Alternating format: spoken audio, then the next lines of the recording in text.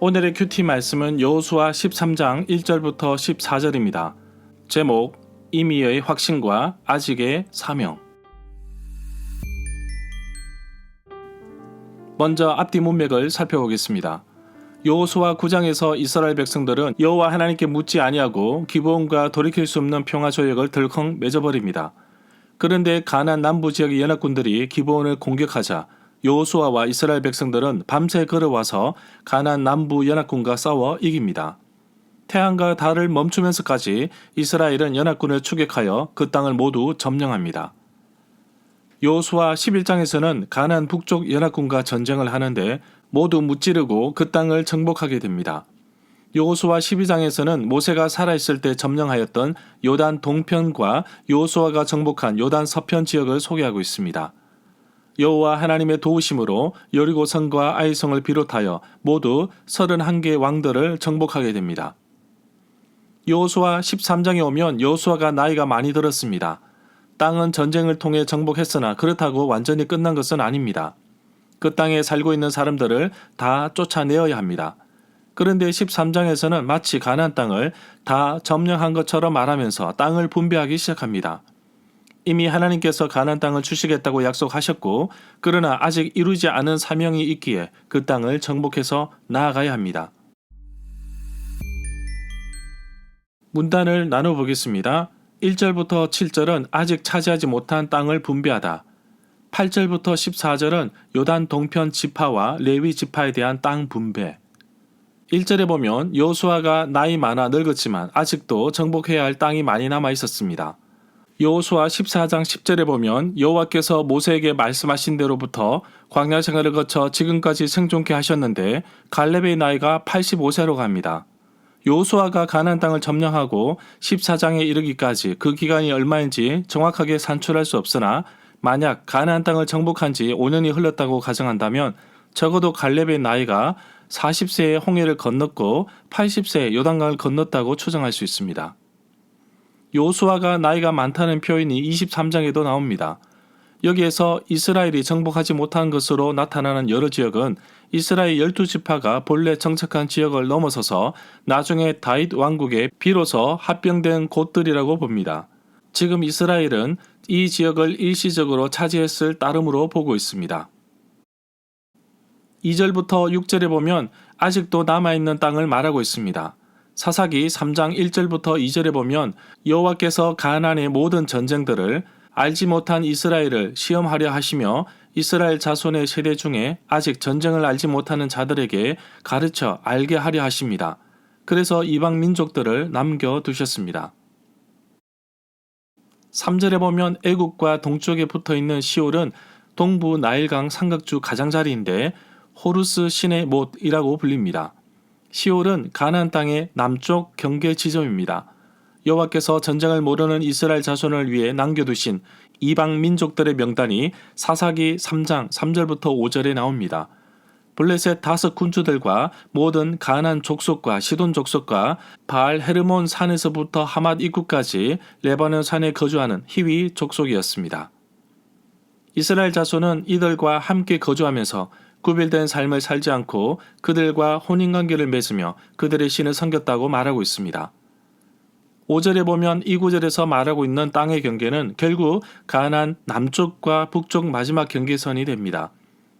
그 발은 시돈 북쪽의 비둘로스입니다. 6절에 보면 이스라엘 백성들이 가나안 북부 연합군을 공격할 때 메롬 물가로 가서 갑자기 습격했습니다.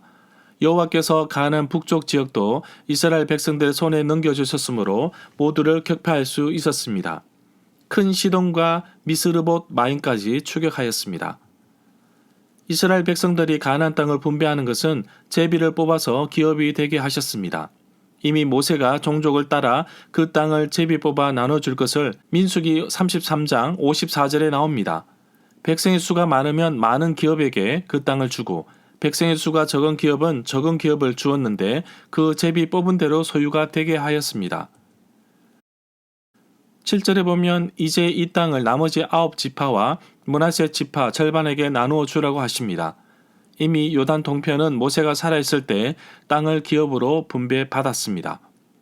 8절에 보면 여호수아는 모세가 두 지파 반에게 주었던 땅을 기업으로 주는데 여호수아 12장 6절에 나옵니다. 모세가 아모리 사람 시온 왕이 다스리던 나라와 바산 왕 옥이 다스리는 나라를 이들에게 기업으로 땅을 주었습니다. 9절에 보면 모세가 살아있을 때 여호와께서 시혼과 그의 땅을 이스라엘 손에 넘겨주셨는데 시혼과 야하스에서 싸울 때 이스라엘 백성들이 모든 성읍을 점령하고 모든 사람들을 다 진멸하였습니다.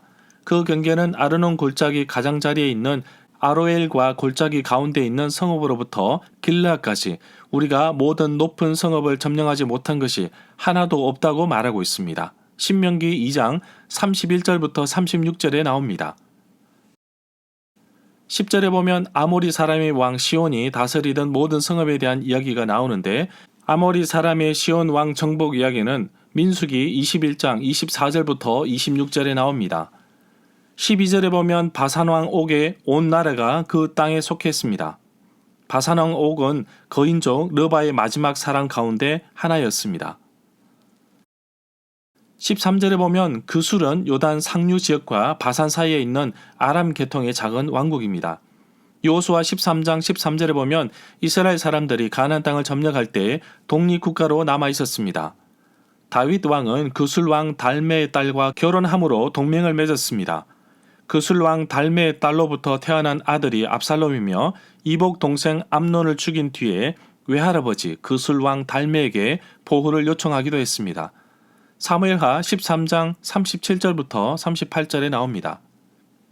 마아갓을 마아가로 부르기도 합니다. 요단 수원지가 있는 북부 팔레스타나의 한 지역입니다. 이스라엘이 가나안 땅을 점령할 때 이곳은 점령하지 못하였습니다. 다윗 때에도 이곳은 여전히 독립국가였다가 나중에 다윗 왕국에 병합됩니다. 오늘까지라는 말은 문자적으로 이 내용이 기록되고 작성되는 당시를 말하고 있습니다. 이러한 표현이 여호수아 여러 곳에 나옵니다. 14절에 보면 여호수아는 오직 레위 지파에게만 어떠한 땅을 기업으로 주지 않았습니다. 그 대신에 이스라엘의 하나님 여호와께 불에 태워 바치는 제물인 화제물을 그들의 유산으로 받았습니다. 이것이 여호와께서 그들에게 약속하신 기업이고 유산입니다. 레위 지파가 가나안 땅을 기업으로 받지 않음에도 가나안 땅을 분배받은 지파의 수는 모두 12개입니다.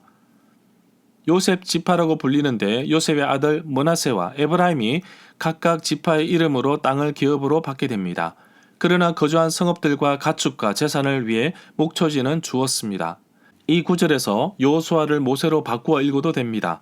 모세는 레위 지파에게만 유산을 주지 않았습니다. 절마다 상세한 설명과 구절 해석, 핵심 내용과 중심 줄거리는 네이버 블로그에 올려져 있습니다. 내게 주시는 교훈입니다. 여호와 하나님께서 여호수아를 통해 아직 정복되지 아니한 땅을 미리 분배하게 하여서 각 지파들로 하여금 스스로 그 땅을 정복하고 차지하려고 합니다. 언약의 땅, 약속의 땅 가나안은 주셨지만 계속해서 쟁취하고 얻어야 하는 것이 이스라엘 백성들의 사명입니다. 그래서 이 표현을 이미의 확신과 아직의 사명이라고 표현하였습니다. 이미 주셨지만 아직 남아있는 것이라 그 사명감을 가지고 살아가야 합니다. 구원도 마찬가지가 아닐까요? 나는 예수 그리스도를 믿음으로 구원을 받았지만 내가 하나님 앞에 서는 그날까지 계속해서 성장해야 하고 성화되어 가야 합니다. 이것이 그리스도인의 사명입니다. 예수 믿고 교회만 열심히 다닌다고 모든 것이 끝이 아닙니다. 계속해서 믿음 안에서 성장할 수 있도록 자라가야 합니다. 거룩하고 구별된 삶을 살아야 합니다. 그러기 위해서는 끊임없이 말씀을 읽고 실천해야 합니다. 안타까운 소식이 있습니다. 가나안 땅을 완전히 정복해야 합니다. 가나안 우상의 문화로부터 철저하게 차단하기 위해서는 전멸시켜야 합니다. 그러나 요단강 동쪽에 정착한 지파들은 그술과 마갓 사람들을 쫓아내지 못했고 그들과 함께 살아갑니다. 다윗 왕 때에는 정략 결혼으로 동맹을 맺습니다. 단순히 혼인관계에서 평화를 누리는 것이 아니라 그들이 섬기는 신들까지 끌어오기 때문에 이스라엘은 계속해서 우상과 타락의 문화에 노출될 수밖에 없습니다. 결국 이들은 이스라엘 백성들의 가시가 되었고 올무가 된 것입니다. 약속의 말씀과 명령을 따라 이들을 쫓아내야 했습니다. 나의 삶에서 이루어진 귀한 약속을 되새기며 오늘도 하나님께서 주시는 그 길을 순종하며 잘 따라가게 하옵소서.